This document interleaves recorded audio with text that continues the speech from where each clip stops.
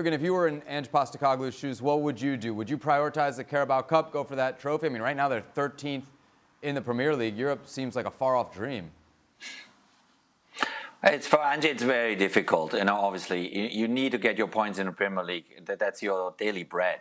So you need to get back on winning games and climb up the table of the league. At the same time, you hope, as Craig said, you hope that your long-term injured players are coming back. Your leaders of the pack are coming back, because right now, when you watch that game today, there was nobody kind of taking things in his hands. One leader, a verbal leader that kind of pulls everybody together and says, "Let's go for it now. Let's try to equalize this game." They tried to, but there was no real conviction. They were not really kind of thinking of being capable to do it. So you need to get those experienced players back, and they need to show leadership. They need to show that they are who they are, and then obviously you can make it one step at a time. You go from game to game.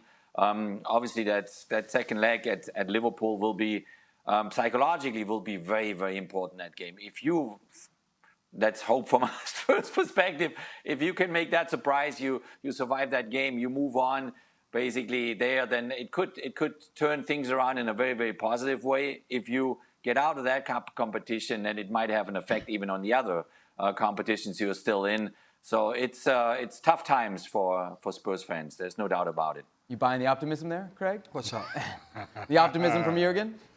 Glass is half full. Jurgen's glass is half full. And mine? I'm not sure you have a glass. Oh, well, fair enough. Jules, as far as Arsenal are concerned, you feel like they've got enough to challenge? Did today's result in any way convince you that they're ready to make a real run here at Liverpool? I think until Saka comes back, they will have to grind out a result. They will never be the same. But we knew that before. We've explained it. We're not going to go again over the Saka injury, but this is maybe the worst, even maybe worse than Odegaard, I think. The worst thing that could have happened to them. So it will never be great. It will be good at times. And again, we said it against Newcastle, against United, away at Brentford, even the first half against Brighton, they had some good moments where they play good football. There are the times where they don't play well. And yeah, they score a lot of goals on set pieces, which they all count, but they will have to grind out results. Some games will be easier than others. There will be, as we said, the Champions League coming back with back-to-back games. So now you're going to play the weekend, midweek in Champions League, weekend, midweek in Champions League again. Then the second leg of that League Cup semi-final, away at Newcastle, where you've got that 2-goal deficit, trying to come back into that. So there's massive games coming. There's the City game coming very soon too. So all of that is big. But as long as you can show that resilience that we saw today, the character, and I think Greg mentioned, or you, Sebi, it's 4 games in the last 5 now where they have to go from in behind. So Brentford, they go a goal down. Newcastle, they go a goal down. United, you go a goal down. Tonight, you go a goal down again. And yes, sometimes you can come back, but most of the time, you won't come back. Home or away, you won't come back. So this has to stop, and that strong defense that they used to have needs to come back if they want to stay in touch with Liverpool to start with. And then when Saka comes back, if they're still 4-5 points behind, then they will have a proper go at it. And let's see what happens in January, who they sign, and if that number 9 that they will sign, I think, or try to sign, can make a difference. But yeah, for now, I think it's all about showing that resilience and grinding out results. They've got a platform to go and grind results, haven't they, if they need be? I mean, they've got a pretty solid back 4, big and physical. Young Miles Lewis Skelly has obviously looked great when he's come into the side. Calafiori's been a strong signing for them when available and fit. Timber, after last season's injury woes.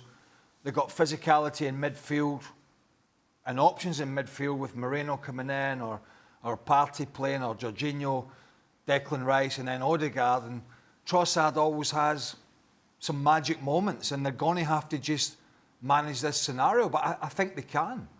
And as long as they keep pressure on Liverpool and don't make it easy for Liverpool, that has them looking over the shoulder. And believe me, you do when you're Liverpool. You're looking at the gap and you're looking at the games coming up and you think, just can't quite shake this team off. And that's what Man City have done to teams in recent years. They've just been there, when they haven't been top of the league, they've been nipping away, picking up points, putting runs together, putting pressure on teams like Arsenal, and eventually wearing them down. Let's see if Arsenal and their current guys can wear this Liverpool team down. Because they're not infallible, Liverpool. They're a good side. They're a good side, but they've got their own issues. They've got some contract issues with Van Dijk, with Alexander-Arnold, and with Mo Salah, you may have noticed. And these little things, they sometimes can wear away, you know, in performance and people not happy behind the scenes if they're not getting what they want. And what Arsenal need to make sure they're doing is if there is any rumblings at Liverpool or if there is any fall-off, that they are there to take advantage. And I don't see any reason, even with Havertz missing chances, even with Saka out, I don't see any reason why Arsenal can't keep themselves on the coattails of Liverpool and at least keep them honest. Just to bring it back to the game real quick, there is kind of a significant moment of controversy. We showed it to you in the highlights on Arsenal's goal from the corner kick. It shouldn't have been a corner kick. But you can't go back. You can't go back. But Jurgen, if you're a Spurs fan or if you're somebody attached to the club, do you have a right here to feel aggrieved looking back at that replay? Yeah, absolutely. No, I mean, if you look at the replay, it was not a corner kick, but it's something you cannot fix anymore. But it makes you even more angry, you know, because obviously for Spurs fans, it's the worst that can happen during a season is losing against Arsenal, no matter how. You know, and if it's then through a controversial situation like that, then yeah, I mean it's not nice, and you have to swallow it. But it's maybe it shows a little bit where Spurs is right now. Even those little moments don't turn their way. And to have the goal going on a corner kick, I mean, it was almost as if it was scripted. Yeah, an own goal like that. In all honesty, for Spurs, there's a lot to be aggrieved about. But listen, it's not the first time you've seen that happen. That happens quite regularly in the course of a game. In the course of football, it happens, but you've got to be able to switch on. You've got to be able to just put that behind you and deal with it. And I thought Spurs and Kinski had dealt with Arsenal's set pieces really well up to that point. And then all of a sudden, this one comes in, Kinski gets pinned in, Dragusin kind of gets dragged around himself, and for the first time and the telling time in the game, Spurs are all at sea and just don't cope with the set piece well enough.